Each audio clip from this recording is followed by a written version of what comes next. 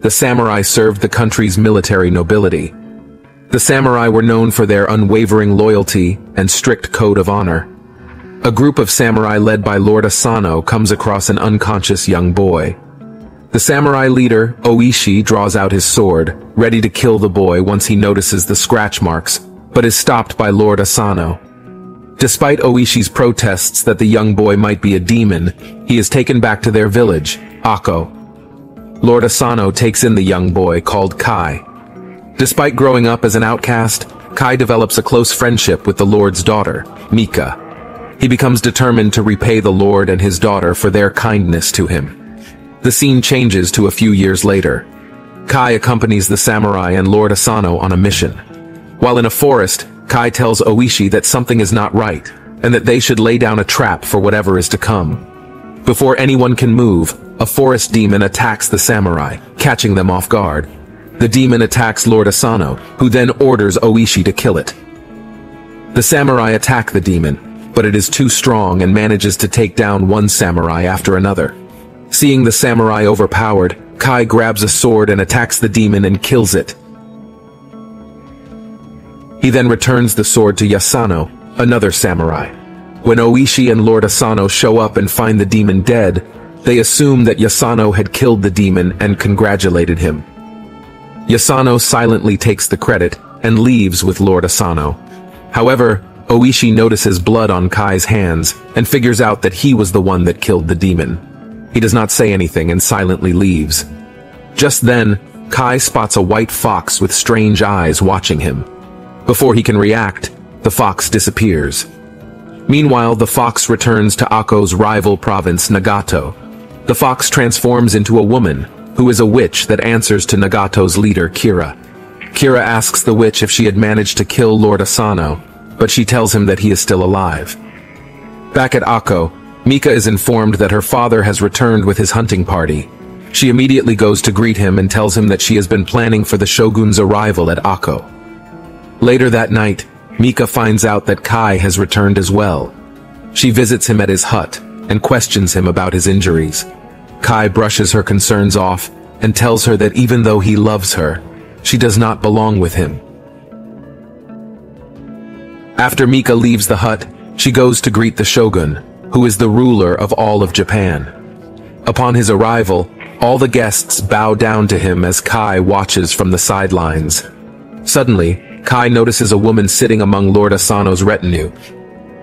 He draws the connection between the woman and the fox, and figures out that she is a witch. He then heads to Oishi's house, where he is greeted by Oishi's son, Chikara. Oishi questions why he has shown up at his house. Kai tells him that he suspects the woman is a witch. However, Oishi tells him that only demons can see past a witch's disguise, and that he is simply attracted to a beautiful woman. The next morning, the tournament starts, and two fighters from each province are to fight against each other. Yasuno is representing Akko. When the fighter representing Nagato shows up, Mika asks her father who he is, since he was tall and looked deadly. Kira informs her that he is their fighter. At the same time, Yasuno was preparing for the fight when the witch comes up behind him and bewitches him. Chikara finds Yasuno with his eyes white. Kai hears the commotion and checks up on him. With no choice left, Kai dresses up as a samurai and joins the fight. The fight begins, and Kai bravely fights the samurai from Nagato, but he gets overpowered, and the samurai manages to throw him to the side, causing his helmet to fly off. Seeing Kai in the middle of the fighting ground, the shogun walks over to him. He tells Kai that he is not a samurai and that he will be killed. He orders the Nagato samurai to kill him when Mika interrupts them. Lord Asano joins his daughter on the fighting ground and asks the shogun for his forgiveness. The shogun decides to not kill Kai, but tells Oishi to take his armor off and beat him. When nighttime falls, the witch uses magic and sends a spider into Lord Asano's quarters. The spider leaves behind poison on the Lord's lips and bewitches him. Lord Asano wakes up and hallucinates that Kira is attacking Mika. He then picks up his sword and attacks Kira. Before he can kill Kira, his men stop him. Hearing the noise, Oishi and Mika join him as well. Once the spell wears off, the shogun tells Lord Asano that he attacked an unarmed guest and gives him the death penalty. He then tells the Lord that he can kill himself to regain his honor. In the morning, Lord Asano agrees to the shogun's punishment and leaves to kill himself in front of spectators. Dressed in all white, he stabs himself, and then Oishi beheads him. Oishi tells his men that they will have to surrender in front of the shogun so that the people of Akko can be safe. Meanwhile, Mika is given a vial containing poison. She is told to kill herself so that she does not have to mourn her father's death. She refuses to kill herself since she has to take care of Akko and her people. When Oishi and his men surrender in front of the shogun, he declares them to be Ronin, masterless samurai.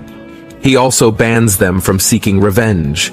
He then decrees that Kira and Mika will get married so that there is no conflict between their clans. Once the shogun leaves, Kira banishes all 47 of the Ronin and tells them that they will be executed if they come back to Akko. He also orders his men to throw Oishi in the pit, while Kai is banished from Akko as well. A year later, Oishi is taken out of the pit and thrown into the streets. His wife and Chikara take him back home and clean him up. When Oishi asks about Kai, Chikara informs him that he was taken to the Dutch island and sold into slavery. Oishi orders Chikara to arrange horses so that they can go to the Dutch island.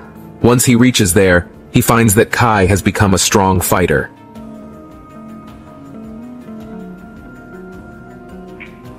He reaches out to Kai, but gets attacked by him. The two of them begin fighting, but just before Kai can kill him, he tells Kai that Mika and Akko need his help. Suddenly, someone starts shooting at them, and they manage to narrowly escape. Oishi tells Kai that they are going to avenge their master. Soon, the two of them travel and reach the base where the banished Ronin had been living. He tells them that the mission he is proposing will end in death, because they will be going against the orders of the shogun, but they will be restoring their honor so that their master can rest in peace. He then devises a plan, and sends some of his men ahead to track Kira's movements, and to gather more samurai who can help them with their mission. Oishi then takes the rest of the men along with Kai to Uetsu, where the finest sword makers live. When they reach the village, they come across Kira's men. Oishi tells them that they are farmers, and are in search of tools. Just then, one of the samurais touches Chikara's hands, and tells everyone that his hands do not look like that of farmers. Sensing the danger, Kai attacks the samurai, and manages to take all of them down. He then tells Oishi to steal their swords until they find more of them.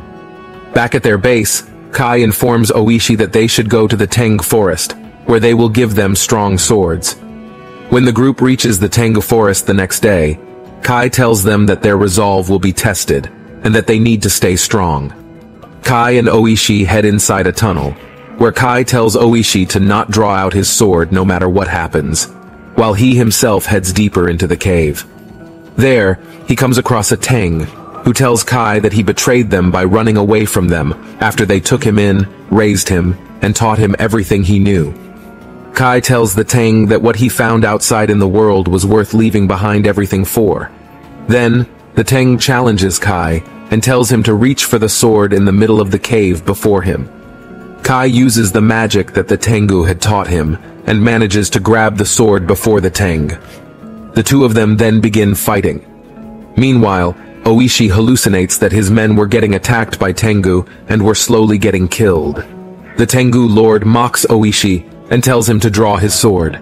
Oishi remains steadfast and does not draw out the sword. Just then, Kai defeats the Tengu lord, which causes Oishi's hallucination to disappear. When Kai rejoins Oishi, they discover that the Tengu had given them powerful swords as a reward for defeating them. Then the group returns to the base, where they are joined by the Ronin that Oishi had sent to spy on Kira's movements. He reports back that Kira had left to visit his ancestors' shrine and that he will reach there by nightfall. The group of Ronin then reaches the village where the shrine was located, but instead of Kira, find the witch there. She had bewitched the messenger and had lured the Ronin into a trap. She attacks them and manages to kill a few of them. Once the Ronin retreat, the witch finds Oishi's sword and reports back to Kira that Oishi and his men have been killed.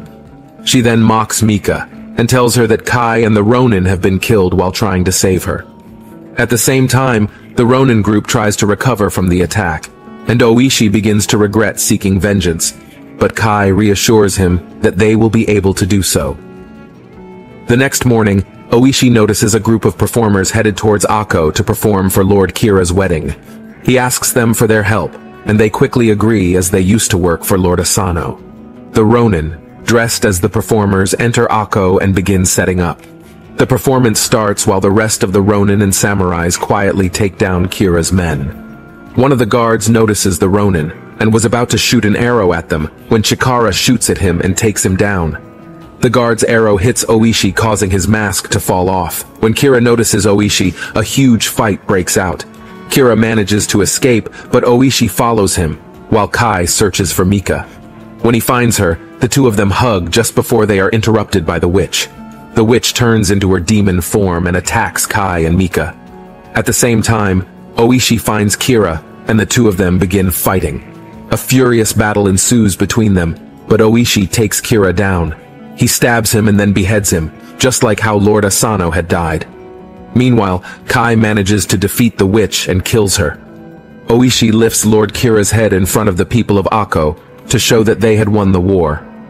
A few days later, the shogun arrives in Akko and declares that the Ronin can perform seppuku, a ritual that Lord Asano also performed when he committed suicide. All 47 of the Ronin then perform seppuku, but the shogun spares Chikara's life. The movie ends with the Ronin stabbing themselves and dying in honor.